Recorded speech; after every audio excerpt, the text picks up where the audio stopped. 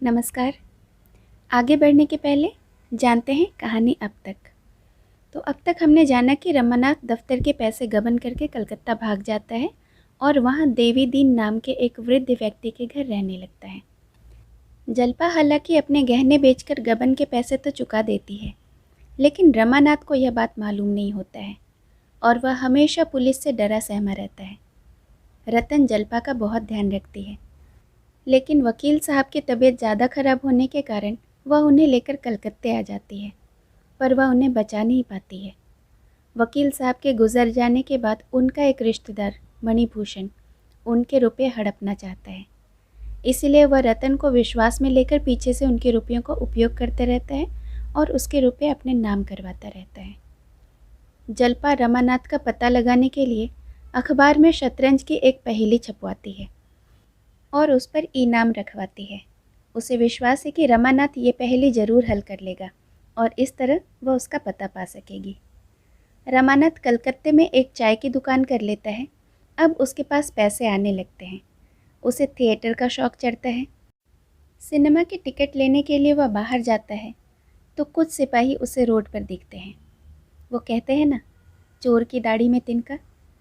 उन्हें देखते ही वह इतना घबरा जाता है कि सिपाही को उस पर शक हो जाता है और वे इसे पकड़कर थाने ले आते हैं। अब जानते हैं आगे की कहानी। थोड़ी देर में पुलिस स्टेशन दिखाई दिया। दर्शकों की भीड़ बहुत कम हो गई थी। रमा ने एक बार उनकी ओर लज्जित आशा के भाव से ताका। देवी दीन का पता न था। रमा के मुंह से एक लंबी सांस निकल गई। इस विपत्ति में क्या यह सहारा भी हाथ से निकल गया? पुलिस स्टेशन के दफ्तर में इस समय बड़ी मेज के सामने 4 आदमी बैठे हुए थे। एक दारोगा थे, गोरे से, शौकीन, जिनकी बड़ी बड़ी आंखों में कोमलता झलक रही थी। उनकी बगल में नायब दरोगा थे। ये सिख थे। वह बहुत हंसमुख, सजीवता के पुतले, गेहुआ रंग, सुडौल, सुगठित शरीर, सिर पर केश था, हाथों में कड़े, पर सिगार से परहेज न करते थे। मेज के दूसरी तरफ इंस्पेक्टर और डिप्टी सुपरिटेंडेंट बैठे हुए थे। इंस्पेक्टर अधेड़, सांवला, लंबा आदमी था। कौड़ी किसी आंखें, फले हुए गाल, ठिगना कदम। डिप्टी सुपरिटेंडेंट लंबा छरहरा जवान था, बहुत ही विचारशील और अल्पभाषी। इसकी लंबी नाक और ऊंचा मस्तक उसकी कुलीनता के साक्षी थे। डिप्टी ने सिगार का एक कश लेकर कहा, बाहरी गवाहों से काम नहीं चल सकेगा। इनमें से किसी को अप्रूवर बनाना होगा और कोई अल्टरनेटिव नहीं है। इंस्पेक्टर ने दारोगा की ओर देखकर कहा, हम लोगों ने तो कोई बात उठा नहीं रखी है। हलफ से कहता हूँ, सभी तरह के लालच देकर हार गए। सबों ने एक गुट कर रखा है, कोई टूटता ही नहीं। हमने बाहर के गवाहों को भी आजमाया, पर सब कानों पर हाथ रखते हैं। डिप्टी, उस मारवाड़ी को फिर आजमाना होगा। उसके बाप को बुलाकर खूब धमकाइए, शायद इसका कुछ दबाव पड़े। इंस्पेक्टर, हलफ से कहता हूँ, आज सुबह से हम लोग यही कर रहे हैं। बेचारा बाप लड़के के पैरों पर गिरा, पर लड़का किसी तरह राजी नहीं होता है। कुछ देर तक चारों आदमी विचारों में मग्न बैठे रहे। अंत में डिप्टी ने निराशा के भाव से कहा, मुकदमा नहीं चल सकता, मुफ्त का बदनामी हुआ। इंस्पेक्टर, 1 हफ्ते की मोहलत और ले लीजिए, शायद कोई टूट जाए। यह निश्चय करके दोनों आदमी यहाँ से रवाना हुए। छोटे दारोगा भी उसके साथ ही चले गए। दारोगा जी ने हुक्का मंगवाया कि सहसा एक मुसलमान सिपाही ने आकर कहा, दारोगा जी लाइए, कुछ इनाम दिलवाइए। एक मुलजिम को शुबह पर गिरफ्तार किया है। इलाहाबाद का रहने वाला है, नाम है रमानाथ। पहले नाम और जगह दोनों गलत बताई थी। देवी दिन खटीक जो नुक्कड़ पर रहता है, उसी के घर पर ठहरा हुआ है। जरा डांट बताइएगा तो सब कुछ उगल देगा। दारोगा, वही है ना जिसके दोनों लड़के? सिपाही, जी हाँ वही। इतने में रमानाथ भी दारोगा के सामने हाजिर किया गया। दारोगा ने उसे सिर से पांव तक देखा, मानो मन में उसका हुलिया मिला रहे हों। तब कठोर दृष्टि से देखकर बोले, अच्छा, यह इलाहाबाद का रमानाथ है? खूब मिले भाई, 6 महीने से परेशान कर रहे हो। कैसा साफ हुलिया है कि अंधा भी पहचान ले। यहाँ कब आए? कांस्टेबल ने रमा को परामर्श दिया, सब हाल सच सच कह दो तो तुम्हारे साथ कोई सख्ती न की जाएगी। रमा ने प्रसन्नचित्त बनने की चेष्टा करके कहा। अब तो आपके हाथ में हूँ, रियायत कीजिए या सख्ती कीजिए। इलाहाबाद की म्यूनिसिपैलिटी में नौकर था। हिमाकत कहिए या बदनसीबी, चुंगी के 400 रुपये मुझसे खर्च हो गए। मैं वक्त पर रुपये न जमा कर सका। शर्म के मारे घर के आदमियों से कुछ न कहा, नहीं तो इतने रुपये का इंतज़ाम हो जाना कोई मुश्किल काम न था। जब कुछ बस न चला तो वहाँ से भागकर यहाँ चला आया। इसमें से एक भी हर्फ गलत नहीं है। दारोगा ने गंभीर भाव से कहा। मामला कुछ संगीन है। क्या कुछ शराब का चस्का पड़ गया था? मुझसे कसम ले लीजिए जो शराब कभी मुंह से लगाई हो। कांस्टेबल ने विनोद करके कहा। मोहब्बत के बाजार में लुट गए होंगे हुजूर। रमा ने मुस्कुरा कर कहा। मुझसे फाके मस्तों का वहाँ कहाँ गुजर। दारोगा, तो क्या जुआ खेल डाला या बीवी के लिए जेवर बनवाने पड़े? रमा झेप कर रह गया। अपराधी मुस्कुराहट उसके मुख पर रो पड़ी। दारोगा, अच्छी बात है, तुम्हें भी यहाँ खासे मोटे जेवर मिल जाएंगे। एकाएक बूढ़ा देवीदीन आकर खड़ा हो गया। दारोगा ने कठोर स्वर में कहा। यहाँ क्या काम है? देवीदीन, हुजूर को सलाम करने चला आया था। इन बेचारे पर दया की नज़र रहे हुजूर, बेचारे बड़े सीधे आदमी हैं। दारोगा, बच्चा सरकारी मुलजिम को घर में छिपाते हो, उस पर सिफारिश करने भी आते हो? देवीदीन, मैं क्या सिफारिश करूँगा हुजूर, 2 कौड़ी का आदमी हूँ मैं। दारोगा, जानता है इन पर वारंट है, सरकारी रुपए गबन कर गए हैं। देवीदीन, हुजूर भूल चूक आदमी से ही हो जाती है, जवानी की उम्र है, खर्च हो गए होंगे। यह कहते हुए देवीदीन ने 5 गिन्नियाँ कमर से निकालकर मेज पर रख दी। दारोगा ने तड़प कर कहा, यह क्या है? देवीदीन, कुछ नहीं हुजूर, पान खाने को। दारोगा, रिश्वत देना चाहता है? क्यों? कहो तो बच्चा इसी इल्ज़ाम में भेज दूं? देवीदीन, भेज दीजिए सरकार, घरवाली कफन लकड़ी की फिक्र से छूट जाएगी, वहीं बैठा आपको दुआ दूंगा। दारोगा, अबे इन्हें छुड़ाना है तो 50 गिन्नियाँ लाकर सामने रखो, जानते हो इनकी गिरफ्तारी पर 500 रुपये का इनाम है। देवीदीन, आप लोगों के लिए इतना इनाम क्या है हुजूर, हम गरीब परदेसी आदमी हैं, जब तक जिएंगे आपको याद रखेंगे। दारोगा, बकबक मत करो, यहाँ धर्म कमाने नहीं आया हूँ। देवीदीन, बहुत तंग हो हुजूर, दुकानदारी तो नाम की है। कांस्टेबल, बुढ़िया से जाके मांग। देवीदीन, कमाने वाला तो मैं ही हूँ हुजूर, लड़कों का हाल तो जानते ही हो, तन पेट काट कर कुछ रुपए जमा कर रखे थे, सो अभी 7 धाम किए चले आता हूँ, बहुत तंग हो गया हूँ। दारोगा, तो अपनी गिन्नियाँ उठा ले, इसे बाहर निकाल दो जी।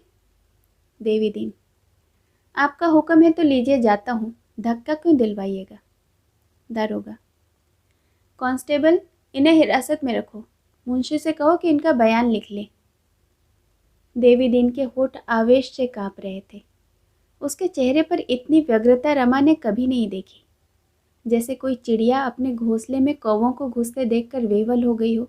वह 1 मिनट तक थाने के द्वार पर खड़ा रहा, फिर पीछे गिरा और एक सिपाही से कुछ कहा, तब लपकता हुआ सड़क पर चला गया, मगर एक ही पल में लौटा और दारोगा से बोला, हुजूर 2 घंटे की मोहलत दीजिए ना। रमा अभी वहीं खड़ा था। उसकी यह ममता देखकर रो पड़ा। बोला, दादा अब तुम हैरान न हो, मेरे भाग्य में जो कुछ लिखा है वह होने दो। मेरे भी यहाँ होते तो इससे ज़्यादा और क्या करते, मैं मरते दम तक तुम्हारा यह उपकार। देवीदीन ने आंखें पोंछते हुए कहा, कैसी बातें करते हो भैया, जब रुपए पर आई तो देवीदीन पीछे हटने वाला आदमी नहीं है। इतने रुपए तो एक एक दिन जुए में हार जीत गया हूँ। अभी घर बेच दूँ तो 10,000 की मालियत है, क्या सिर पर लाद कर ले जाऊँगा। दारोगा जी, अभी भैया को हिरासत में न भेजो, मैं रुपये गिनकर थोड़ी देर में लाता हूँ। देवीदीन चला गया तो दारोगा जी ने सहृदयता के भाव से कहा, है तो खुर्राट मगर बड़ा नेक है, तुमने इसे कौन सी बूटी सूंघा दी। रमा ने कहा, गरीबों पर सबको रहम आ जाता है। दारोगा ने मुस्कुरा कर कहा, पुलिस को छोड़कर, मुझे तो यकीन नहीं कि यह 50 गिन्ने लावेगा। रमानाथ, अगर लाए भी तो उससे इतना बड़ा तावान नहीं लेना चाहता, आप मुझे शौक से हिरासत में ले लें। दारोगा, मुझे 500 के बदले 600 मिल रहे हैं तो क्यों छोड़ूं? रमानाथ, जब मुझे चक्की पीसनी है तो जितनी जल्दी पीस लूं उतना ही अच्छा। मैंने समझा था पुलिस की नज़रों से बचकर रह सकता हूँ। अब मालूम हुआ कि यह बेकली और आठों पहर पकड़ लिए जाने का खौफ जेल से कम जानलेवा नहीं है। दारोगा जी को एकाएक जैसे कोई भूली हुई बात याद आ गई। मेज की दराज से एक मिसल निकाली, इसके पन्ने इधर उधर उल्टे, तब नम्रता से बोले, अगर मैं कोई ऐसी तरकीब बताऊं कि देवी दीन के रुपये भी बच जाएं और तुम्हारे ऊपर भी आँच ना आने पाए तो कैसा? रमा ने अविश्वास के भाव से कहा, ऐसी तरकीब कोई है मुझे तो आशा नहीं। दारोगा, अभी साई के 100 खेल हैं, इसका इंतज़ाम कर सकता हूँ। आपको महज एक मुकदमे में शहादत देनी पड़ेगी। रमानाथ, झूठी शहादत होगी? दारोगा, नहीं, बिल्कुल सच्ची। समझ लो कि आदमी बन जाओगे। म्यूनिसिपैलिटी के पंजे से तो छूट जाओगे, शायद सरकार परवरिश भी करे। यूँ अगर चालान हो गया तो 5 साल से कम की सज़ा न होगी। मान लो इस वक्त देवी तुम्हें बचा भी ले तो बकरे की माँ कब तक खैर मनाएगी? ज़िंदगी खराब हो जाएगी। तुम अपना नफ़ा नुकसान खुद समझ लो, मैं ज़बरदस्ती नहीं करता। दारोगा जी ने डकैती का वृतांत कह सुनाया। रमा ऐसे मुकदमे समाचार पत्रों में पढ़ चुका था। संशय के भाव से बोला, तो मुझे मुखबिर बनना पड़ेगा और यह कहना पड़ेगा कि इन डकैतियों में मैं भी शरीक था? यह तो झूठी शहादत हुई। दारोगा, मामला बिल्कुल सच्चा है। आप बेगुनाहों को न फंसाएंगे, वही लोग जेल जाएंगे जिन्हें जाना चाहिए। फिर झूठ कहाँ रहा? डाकुओं के डर से यहाँ के लोग शहादत देने पर राज़ी नहीं होते, बस और कोई बात नहीं। यह मैं मानता हूँ कि आपको झूठ बोलना पड़ेगा, लेकिन आपकी ज़िंदगी बनी जा रही है, इसके लिहाज से तो ये इतना झूठ कोई बड़ी बात नहीं। आप खुद सोच लीजिए, शाम तक जवाब दीजिएगा। रमा के मन में बात बैठ गई। अगर एक बार झूठ बोलकर वह पिछले कर्मों का प्रायश्चित कर सके और भविष्य भी सुधार ले तो पूछना ही क्या, जेल जाने से भी बच जाएगा। इसमें बहुत आगा पीछा की ज़रूरत ही न थी। हाँ, इसका निश्चय हो जाना चाहिए कि उस पर म्यूनिसिपैलिटी अभियोग न चलाएगी और उसे कोई अच्छी जगह मिल जाएगी। वह जानता था कि पुलिस की गरज है और वह मेरी कोई वाजिब शर्त अस्वीकार न करेगी। इस तरह बोला मानो उसकी आत्मा धर्म और अधर्म के संकट में पड़ी हुई है। मुझे यही डर है कि कहीं मेरी गवाही से बेगुनाह न लोग फंस जाएं। दारोगा, इसका मैं आपको इत्मीनान दिलाता हूँ। रमानाथ, लेकिन कल को म्यूनिसिपैलिटी मेरी गर्दन नापे तो मैं किसे पुकारूंगा? दारोगा, मजाल है म्यूनिसिपैलिटी चू तक कर दे। फौजदारी के मुकदमे में मुद्दई तो सरकार की होगी। जब आपको सरकार माफ़ कर देगी तो मुकदमा कैसे चलाएगी? आपको तहरीरी मुआफ़ीनामा दे दिया जाएगा साहब। रमानाथ, और नौकरी? दारोगा, वह सरकार आप इंतज़ाम करेगी। ऐसे आदमियों को सरकार खुद अपना दोस्त बनाए रखना चाहती है। अगर आपकी शहादत बढ़िया हुई और उस फ्री की जिरहों के जाल से आप निकल गए तो आप पारस हो जाएंगे। दारोगा ने उसी वक्त मोटर मंगवाई और रमा को साथ लेकर डिप्टी साहब से मिलने चल दिए। इतनी बड़ी कारगुजारी दिखाने में विलंब क्यों करते? डिप्टी से एकांत में खूब जीत उड़ाई। इस आदमी का यूं पता लगाया, इसकी सूरत देखते भाप गया कि मगरूर है, बस गिरफ्तार कर लिया। बात 16 आने सच निकली, निगाह कहीं चूक सकती है। हुजूर मुजरिम की आंखें पहचानता हूँ, इलाहाबाद की म्यूनिसिपैलिटी के रुपये गबन करके भागा है। इस मामले में शहादत देने को तैयार है। आदमी पढ़ा लिखा है, सूरत का शरीफ और ज़हीन है। डिप्टी ने संदिग्ध भाव से कहा, हाँ, आदमी तो होशियार मालूम होता है, मगर मुआफ़ीनामा लिए बगैर इससे हमारा एतबार न होगा। कहीं इसे शुबह हुआ कि हम लोग इसके साथ कोई चाल चल रहे हैं तो साफ निकल जाएगा। डिप्टी, यह तो होगा ही। गवर्नमेंट से इसके बारे में बातचीत करनी होगी। आप टेलीफोन मिलाकर इलाहाबाद पुलिस से पूछिए कि इस आदमी पर कैसा मुकदमा है। यह सब तो गवर्नमेंट को ही बताना होगा। दारोगा जी ने टेलीफोन डायरेक्टरी निकाली और नंबर मिलाया, बातचीत शुरू हुई। डिप्टी, क्या बोला? दारोगा, कहता है यहाँ इस नाम के किसी आदमी पर मुकदमा नहीं है। डिप्टी, यह कैसा है भाई, कुछ समझ नहीं आता। इसने नाम तो नहीं बदल लिया? दारोगा, कहता है म्यूनिसिपैलिटी में किसी ने रुपये गबन किए ही नहीं, कोई मामला ही नहीं है। डिप्टी, ये तो बड़े ताज्जुब की बात है। आदमी बोलता है कि हम रुपया लेकर भागा है, म्यूनिसिपैलिटी बोलता है कि कोई रुपया गबन नहीं किया है। यह आदमी पागल तो नहीं है? दारोगा, मेरी समझ में कोई बात नहीं आती। अगर कह दे कि तुम्हारे ऊपर कोई इल्ज़ाम नहीं है तो फिर उसकी गर्द भी न मिलेगी। अच्छा, म्यूनिसिपैलिटी दफ्तर में फिर पूछिए। दारोगा ने नंबर मिलाया, सवाल जवाब होने लगा। दारोगा, आपके यहाँ कोई रमानाथ नाम का क्लर्क था? जवाब, जी हाँ था। दारोगा, वह कुछ रुपये गबन करके भागा है?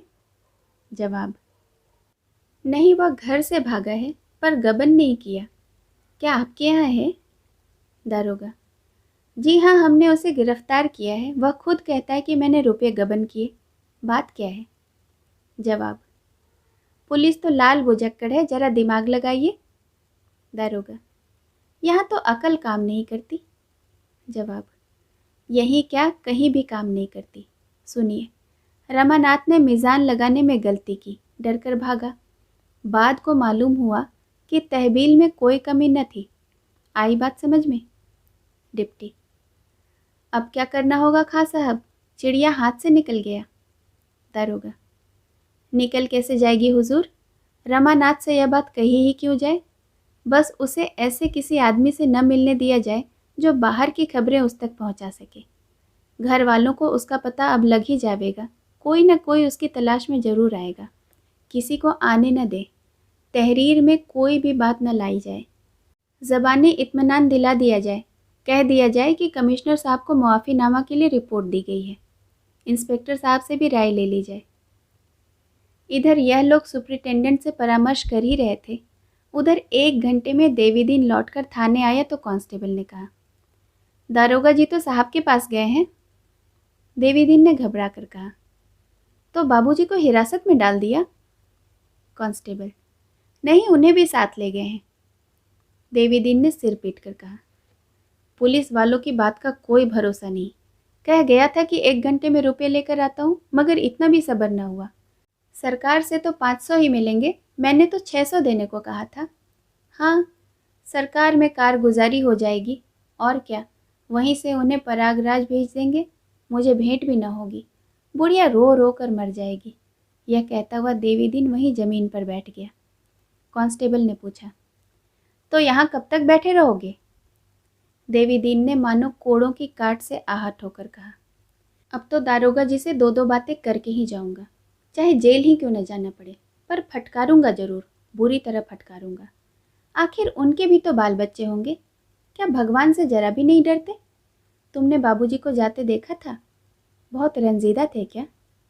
कांस्टेबल, रंजीदा तो नहीं थे, खासी तरह हंस रहे थे। दोनों जने मोटर में बैठ कर गए हैं।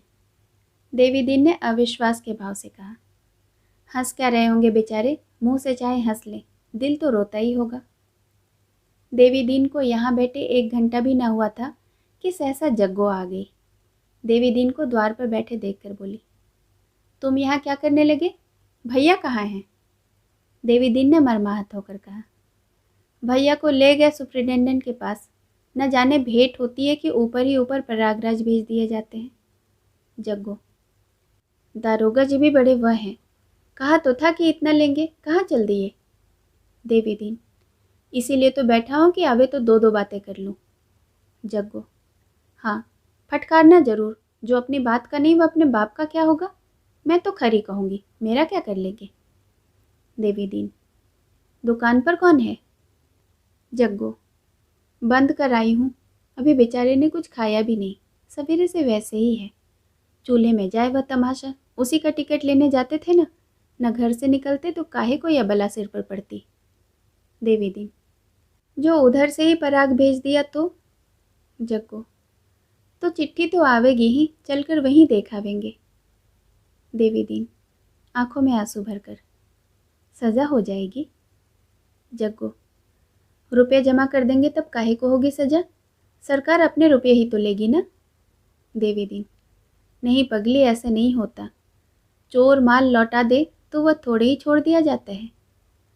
जग्गू ने परिस्थिति की कठोरता अनुभव करके कहा। दारोगा जी। वह अभी बात पूरी न करने पाई थी कि दारोगा जी की मोटर सामने आ पहुंची। इंस्पेक्टर साहब भी थे। रमा इन दोनों को देखते ही मोटर से उतर कर आया और प्रसन्न मुख से बोला, तुम यहाँ कितनी देर से बैठे हो दादा? आओ कमरे में चलो। अम्मा तुम कब आई? दारोगा जी ने विनोद भाव से कहा। कहो चौधरी, रुपये लाए? देवी दीन। जब कहकर गया कि थोड़ी देर में आता हूँ तो आप मेरी राह नहीं देख सकते थे। चलिए अपने रुपये लीजिए। दारोगा। खोद कर निकाले होंगे। देवी दीन। आपके इकबाल से 1500 रुपये ऊपर से ही निकल आते हैं। ज़मीन खोदने की ज़रूरत नहीं पड़ी। चलो भैया, बुढ़िया कब से खड़ी है, मैं रुपये चुका कर आता हूँ। दारोगा। तो भाई अपने रुपये ले जाकर हांडी में रख दो। अफसरों की सलाह हुई है कि इन्हें छोड़ना नहीं है, यह मेरे बस की बात नहीं है। देवी दीन ने दारोगा की बात सुनी तो भौवें तिरछी हो गई। बोला, दारोगा जी, मर्दों की एक बात होती है, मैं तो यही जानता हूँ। मैं रुपये आपके हुक्म से लाया हूँ, आपको अपना कॉल पूरा करना ही पड़ेगा। कह के मुकर जाना नीचों का काम है। इतने कठोर शब्द सुनकर दारोगा जी को भन्ना जाना चाहिए था, पर उन्होंने ज़रा भी बुरा न माना। हंसते हुए बोले, भाई अब चाहे नीच कहो दगाबाज कहो, पर हम इन्हें नहीं छोड़ सकते। ऐसे शिकार रोज़ थोड़े ही मिलते हैं। कॉल के पीछे अपनी तरक्की कोई नहीं छोड़ सकता। दारोगा के हंसने पर देवीदीन और भी तेज हुआ। तो आपने कहा किस मुंह से था? दारोगा। कहा तो इसी मुंह से था, लेकिन मुंह हमेशा एक सा थोड़ी ही रहता है। इसी मुंह से जिसे गाली देता हूँ उसकी इसी मुंह से तारीफ भी करता हूँ। देवीदीन। यह मूछें मुड़वा लीजिए। दारोगा। मुझे बड़ी खुशी से मंजूर है।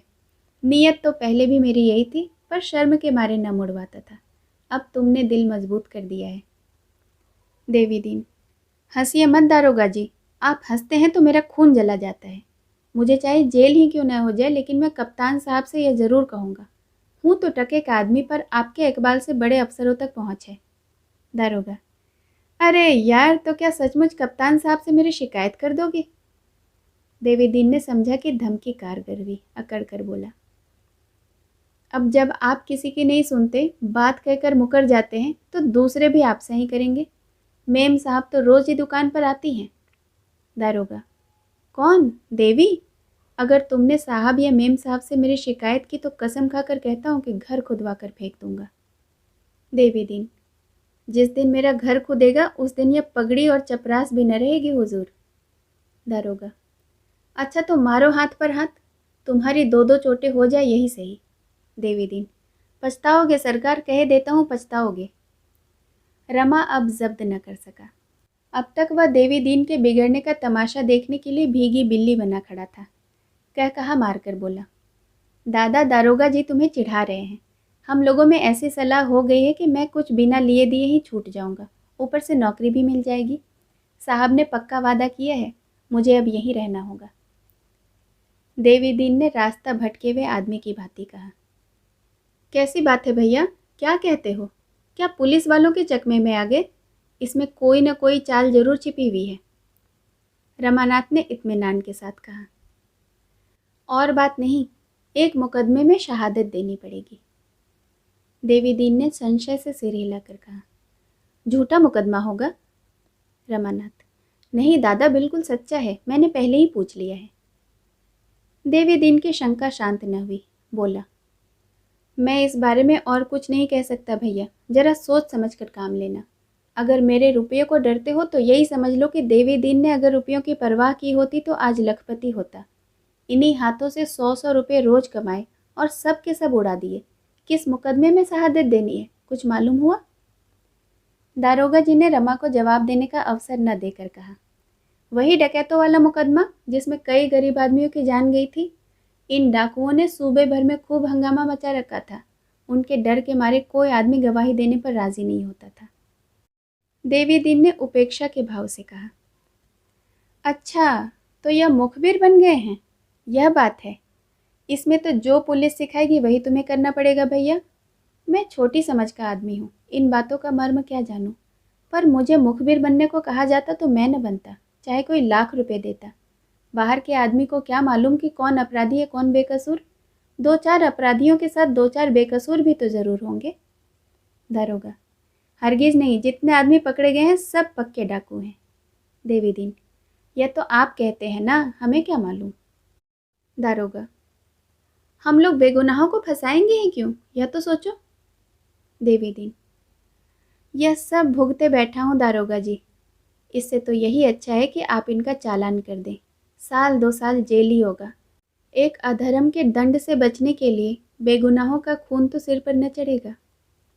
रमा ने भीरुता के साथ कहा, मैंने खूब सोच लिया है दादा, सब कागज़ देख लिए हैं, इसमें कोई बेगुनाह नहीं। देवी दीन ने उदास होकर कहा, होगा भाई, जान भी तो प्यारी होती है। यह कहकर वह पीछे घूमा। अपने मनोभावों को इससे स्पष्ट रूप से वह प्रकट न कर सकता था। एकाएक उसे एक बात याद आ गई, मुड़कर बोला, तुम्हें कुछ रुपये देता जाऊं? रमा ने खिसिया कर कहा, क्या ज़रूरत है? दारोगा, आज से इन्हें यहीं रहना पड़ेगा। देवी दीन ने कर्कश स्वर में कहा, हाँ हुजूर, इतना जानता हूँ, इनकी दावत होगी, बंगले में रहने को मिलेगा, नौकर मिलेंगे, मोटर मिलेगी, यह सब जानता हूँ। बाहर का कोई आदमी इनसे न मिलने पावेगा, न अकेले आ सकेंगे न जा सकेंगे, यह सब देख चुका हूँ। यह कहता हुआ देवी दीन तेजी से कदम उठाता हुआ चल दिया, मानो वहाँ उसका दम घुट रहा हो। दारोगा ने उसे पुकारा, पर उसने फिर कर न देखा। उसके मुख पर पराभूत वेदना छाई हुई थी। जग्गू ने पूछा, भैया नहीं आ रहे? देवी दीन ने सड़क की ओर ताकते हुए कहा, भैया अब नहीं आवेंगे, जब अपने ही अपने न हुए तो बेगाने ही हैं। वह चला गया। बुढ़िया भी पीछे पीछे भुनभुनाती हुई चली।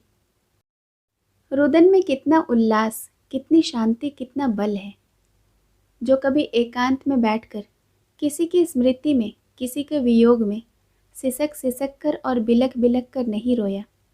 वह जीवन के ऐसे सुख से वंचित है जिस पर सैकड़ों हंसियां निछावर हैं। उस मीठी वेदना का आनंद उन्हीं से पूछो जिन्होंने यह सौभाग्य प्राप्त किया है।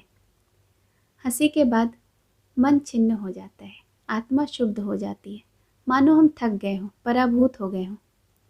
रुदन के पश्चात एक नवीन स्फूर्ति, एक नवीन जीवन, एक नवीन उत्साह का अनुभव होता है। जल्पा के पास प्रजा मित्र कार्यालय का पत्र पहुंचा तो उसे पढ़कर वह रो पड़ी। पत्र एक हाथ में लिए दूसरे हाथ से चौखट पकड़े खूब रोई। क्या सोचकर रोई वह कौन कह सकता है। कदाचित अपने उपाय की इस आशातीत सफलता ने उसकी आत्मा को वेवल कर दिया, आनंद की उस गहराई पर पहुंचा दिया जहाँ पानी है, उस ऊंचाई पर जहाँ उष्णता हिम बन जाती है। आज 6 महीने के बाद यह सुख संवाद मिला। इतने दिनों वह छलमयी आशा और कठोर दुराशा का खिलौना बनी रही। आह, कितनी बार उसके मन में तरंग उठी कि इस जीवन का क्यों न अंत कर दूं। कहीं मैंने सचमुच प्राण त्याग दिए होते तो उनके दर्शन भी न कर पाती। पर उनका ही ये कितना कठोर है। 6 महीने से वहाँ बैठे हैं, एक पत्र भी न लिखा, खबर तक न ली। आखिर यही समझ लिया होगा कि बहुत होगा तो रो रो कर मर जाएगी। उन्होंने मेरी परवाह ही कब की। 10-20 रुपये तो आदमी यार दोस्तों पर भी खर्च कर देता है। वह प्रेम नहीं है, प्रेम हृदय की वस्तु है, रुपये की नहीं। जब तक रमा का कुछ पता न था, जल्पा सारा इल्ज़ाम अपने सिर पर रखती थी, पर आज उनका पता पाते ही उसका मन अकस्मात कठोर हो गया। तरह तरह के शिकवे पैदा होने लगे। वहाँ क्या समझ कर बैठे हैं, इसीलिए तो कि वह स्वाधीन है, आज़ाद है, किसी का दिया नहीं खाते। इसी तरह मैं कहीं बिना कहे सुने चली जाती तो वह मेरे साथ किस तरह पेश आते। शायद तलवार लेकर गर्दन पर सवार हो जाते या जिंदगी भर मुंह न देखते। वहीं खड़े खड़े जल्पा ने मन ही मन शिकायतों का दफ्तर खोल लिया। सहसा रमेश बाबू ने द्वार पर आकर पुकारा, गोपी जरा इधर आना। मुंशी जी ने अपने कमरे में पड़े पड़े कराह कर कहा, कौन है भाई, कमरे में आ जाओ। अरे आप हैं रमेश बाबू। बाबू मैं तो मर कर जिया हूँ, बस यही समझ लीजिए कि नई जिंदगी हुई। कोई आशा न थी, न कोई आगे न पीछे, दोनों लौंडे आवारा हैं। मैं मरूं या जीऊं उनको कोई मतलब ही नहीं। उनकी माँ को मेरी सूरत देखते डर लगता है। बस बेचारी बहू ने मेरी जान बचाई, वह न होती तो अब तक चल बसा होता था। रमेश बाबू ने कृत्रिम संवेदना दिखाते हुए कहा। आप इतने बीमार हो गए, मुझे कोई खबर तक न हुई। मेरे यहाँ रहते आपको इतना कष्ट हुआ। बहू ने भी मुझे एक पुर्जा न लिख दिया। छुट्टी लेनी पड़ी होगी। मुंशी, छुट्टी के लिए दरखास्त तो भेज दी थी, मगर साहब मैंने डॉक्टरी सर्टिफिकेट नहीं भेजी। 16 रुपये किसके घर से लाता। एक दिन सिविल सर्जन के पास गया, मगर उन्होंने चिट्ठी लिखने से इनकार किया। आप तो जानते ही हैं, वह बिना फीस लिए बात नहीं करते। मैं चला आया और दरखास्त भेज दी। मालूम नहीं मंजूर हुई या नहीं। यह तो डॉक्टरों का हाल है। देख रहे हैं ना कि आदमी मर रहा है, पर बिना भेंट लिए कदम न उठावेंगे। रमेश बाबू ने चिंतित होकर कहा। यह तो आपने बुरी खबर सुनाई, मगर आपकी छुट्टी नामंजूर हुई तो क्या होगा। मुंशी जी ने माथा ठोक कर कहा। क्या होगा, घर में बैठा रहूँगा। साहब पूछेंगे तो साफ कह दूंगा कि मैं सर्जन के पास गया था, उसने छुट्टी नहीं दी। आखिर इन्हें क्यों सरकार ने नौकर रखा है? महज कुर्सी की शोभा बढ़ाने के लिए। ये लौंडे कहाँ गायब हैं? आपके लिए पान तक लाने वाला कोई नहीं। क्या करूं? रमेश ने मुस्कुरा कर कहा। मेरे लिए कोई तकल्लुफ ना करें। आज मैं पान खाने नहीं, भर पेट मिठाई खाने आया हूँ। जलपा को पुकार कर, बहू जी तुम्हारे लिए खुशखबरी लाया हूँ, मिठाई मंगवाओ। जलपा ने पान की तश्तरी उनके सामने रखकर कहा। पहले वह खबर सुनाइए। शायद आप जिस खबर को नई नई समझ रहे हो वह पुरानी हो गई हो। रमेश, जी कहीं हो ना, रमा का पता चल गया है, कलकत्ता में है। जलपा, मुझे पहले ही मालूम हो चुका है। मुंशी जी झटपट उठ बैठे। उनका ज्वर मानो भागकर उत्सुकता की आड़ में छिप गया। रमेश का हाथ पकड़कर बोले, मालूम हो गया, कलकत्ते में है। कोई खत आया था। रमेश, खत नहीं, एक पुलिस इंक्वायरी थी। मैंने कह दिया उन पर किसी तरह का इल्ज़ाम नहीं है। तुम्हें कैसे मालूम हुआ बहू जी? जलपा ने अपनी स्कीम बयान की। प्रजामित्र कार्यालय का पत्र भी दिखाया। पत्र के साथ रुपयों की एक रसीद थी जिस पर रमा का हस्ताक्षर था। रमेश, दस्तखत तो रमा बाबू का है, बिल्कुल साफ धोखा नहीं हो सकता। मान गया बहू जी तुम्हें। वाह, क्या हिमाकत निकाली है। हम सबके कान काट लिए, किसी को न सूझी। अब जो सोचते हैं तो मालूम होता है कि कितनी आसान बात थी। किसी को जानना चाहिए जो बच्चे को घसीट कर लाए।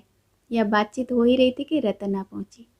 जलपा उसे देखते ही वहां से निकली और उसके गले से लिपट कर बोली, बहन, कलकत्ता से पत्र आया है, वही हैं। रतन, मेरे सिर की कसम। जलपा, हाँ सच कहती हूँ, खत देखो ना। रतन, तो चलो आज ही चले चलें। जलपा, यही तो मैं भी सोच रही हूँ, तुम चलोगी? रतन, चलने को तो मैं तैयार हूँ, लेकिन अकेला घर किस पर छोड़ूं बहन। मुझे मणिभूषण पर कुछ शुभ होने लगा है। उसकी नीयत अच्छी नहीं मालूम होती। बैंक में 30,000 रुपये से कम न थे, सब न जाने कहाँ उड़ा दिए। कहता है क्रियाकर्म में खर्च हो गए। हिसाब मांगती हूँ तो आंखें दिखाता है।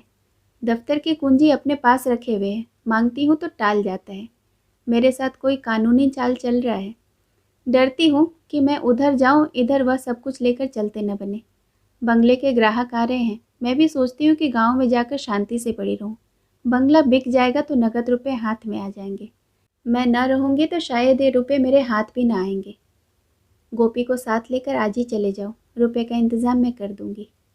जलपा, गोपीनाथ तो शायद न जा सके। दादा की दवा दारू के लिए कोई तो चाहिए। रतन, वह मैं कर दूँगी। रोज़ सवेरे आऊँगी और दवा देकर चली जाऊँगी। शाम को भी एक बार आ जाया करूँगी। जलपा ने मुस्कुरा कर कहा, और दिन भर उनके पास बैठेगा कौन? रतन, मैं थोड़ी देर बैठ भी रहूँगी, मगर तुम आज ही जाओ। बेचारे वहाँ न जाने किस दशा में होंगे। रतन मुंशी जी के कमरे में गई तो रमेश बाबू उठकर खड़े हो गए और बोले, आइए देवी जी, रमा बाबू का पता चल गया है। रतन, इसमें आधा श्रेय मेरा है। रमेश, आपकी सलाह से ही हुआ होगा। अब उन्हें यहाँ लाने की फिक्र करनी है। रतन, जलपा चली जाए और पकड़ लाए, गोपी को साथ लेती जावे। आपको इसमें कोई आपत्ति तो नहीं दादाजी? मुंशी जी को आपत्ति तो थी। उनका बस चलता तो इस अवसर पर 10-5 आदमियों को और जमा कर लेते। फिर घर के आदमियों के चले जाने पर आपत्ति क्यों न होती। मगर समस्या ऐसी आ पड़ी थी कि कुछ बोल न सके। गोपी कलकत्ता की सैर का ऐसा अच्छा अवसर पाकर खुश क्यों न होता। विश्वंभर दिल में ऐंठ कर रह गया। विधाता ने उसे छोटा न बनाया होता तो आज उसकी यह हकतलफी न होती थी। गोपी ऐसे कहाँ बड़े होशियार हैं, जहाँ जाते हैं कोई न कोई चीज़ खो आते हैं। हाँ, मुझसे बड़े हैं। इस दैवी विधान ने उसे मजबूर कर दिया। रात को 9 बजे जलपा चलने को तैयार हुई। सास ससुर के चरणों पर सिर झुकाकर आशीर्वाद लिया। विश्वंभर रो रहा था। उसे गले लगाकर प्यार किया और मोटर पर बैठी। रतन स्टेशन तक पहुंचाने के लिए आई थी। मोटर चली तो जलपा ने कहा, बहन, कलकत्ता तो बहुत बड़ा शहर होगा, वहाँ कैसे पता चलेगा। रतन, पहले प्रजा मित्र के कार्यालय में जाना, वहाँ से पता चल जाएगा। और गोपी बाबू तो हैं ही। जलपा, ठहरूंगी कहाँ। रतन, कई धर्मशाले हैं, नहीं होटल में ठहर जाना। देखो, रुपये की ज़रूरत पड़े तो मुझे तार ज़रूर देना, कोई न कोई इंतज़ाम कर भेजूंगी। बाबूजी आ जाएं तो मेरा भी बड़ा उपकार हो, यह मणिभूषण तो मुझे तबाह कर देगा। जलपा, होटल वाले बदमाश तो ना होंगे ना। रतन, कोई ज़रा भी शरारत करे तो ठोक कर मारना, बस कुछ पूछना मत, ठोक कर जमा कर तब बात करना। रतन ने अपने कमर से एक छुरी निकालकर जलपा को देते हुए कहा, इसे अपने पास रख लो, कमर में छिपाए रखना। मैं जब कभी बाहर निकलती हूँ इसे अपने पास ही रखती हूँ, इससे दिल बड़ा मजबूत रहता है। जो मर्द किसी स्त्री को छेड़ता है उसे समझ लो कि वह पल्ले सिरे का कायर, नीच और लंपट है। तुम्हारी छुरी की चमक और तुम्हारे तेवर देख कर के ही उसकी शामत आ जाएगी, सीधा दुम दबाकर भागेगा। लेकिन अगर ऐसा मौका आ ही पड़े कि जब तुम्हें छुरी से काम लेने को मजबूर होना पड़े तो ज़रा भी मत झिझकना, छुरी लेकर पिल पड़ना। इसकी बिल्कुल फिक्र मत करना कि क्या होगा क्या न होगा, जो कुछ होगा देखा जाएगा। जलपा ने छुरी ले ली पर कुछ बोली नहीं। उसका दिल भारी हो रहा था। इतनी बातें सोचने और पूछने की थी कि उनके विचार से ही उसका दिल बैठा जाता था। स्टेशन आ गया। कुलियों ने असबाब उतारा, गोपी टिकट लाया। जलपा पत्थर की मूर्ति की भांति प्लेटफॉर्म पर खड़ी रही, मानो चेतना शून्य हो गई हो। किसी बड़ी परीक्षा के पहले हम मौन हो जाते हैं, हमारी सारी शक्तियाँ उस संग्राम की तैयारी में लग जाती हैं। रतन ने गोपी से कहा, होशियार रहना। गोपी इधर कई महीनों से कसरत करता था। चलता तो मुड्डे और छाती को देखकर चलता था। देखने वाले को तो वह ज्यों का त्यों मालूम होता था, पर अपनी नज़र में वह कुछ और ही हो गया था। शायद उसे आश्चर्य होता था कि उसे आते देखकर लोग रास्ते से क्यों नहीं हट जाते, क्यों उसके डील डॉल से भयभीत नहीं हो जाते। अकड़ कर बोला, किसी ने जरा सी ची चपड़ की तो तोड़ दूंगा। रतन मुस्कुराई, यह तो मुझे मालूम है, सो मत जाना। गोपी, पलक तक तो झपकेगी नहीं, मजाल है कि नींद आ जाए। गाड़ी आ गई। गोपी ने डब्बे में घुसकर कब्जा जमाया। जलपा की आंखों में आंसू भरे हुए थे। बोली, बहन, आशीर्वाद दो कि उन्हें लेकर कुशल से लौट आऊं। इस समय उसका दुर्बल मन कोई आश्रय, कोई सहारा, कोई बल ढूंढ रहा था, और आशीर्वाद और प्रार्थना के सिवाय वह बल उसे कौन प्रदान कर सकता था। यही बल और शांति का वह अक्षय भंडार है जो किसी को निराश नहीं करता, जो सबकी बाह पकड़ता है, सबका बेड़ा पार लगाता है। इंजन ने सीटी दी। दोनों सहेलियां गले मिली। जलपा गाड़ी में जाकर बैठ गई। रतन ने कहा, जाते ही खत भेजना। जलपा ने सिर हिलाया। अगर मेरी ज़रूरत मालूम हो तो तुरंत लिखना, मैं सब कुछ छोड़कर चली आऊँगी। जलपा ने फिर सिर हिलाया। रास्ते में रोना मत। जलपा हंस पड़ी और गाड़ी चल दी। शेष कहानी अगले भाग में। सुनने के लिए बहुत बहुत धन्यवाद।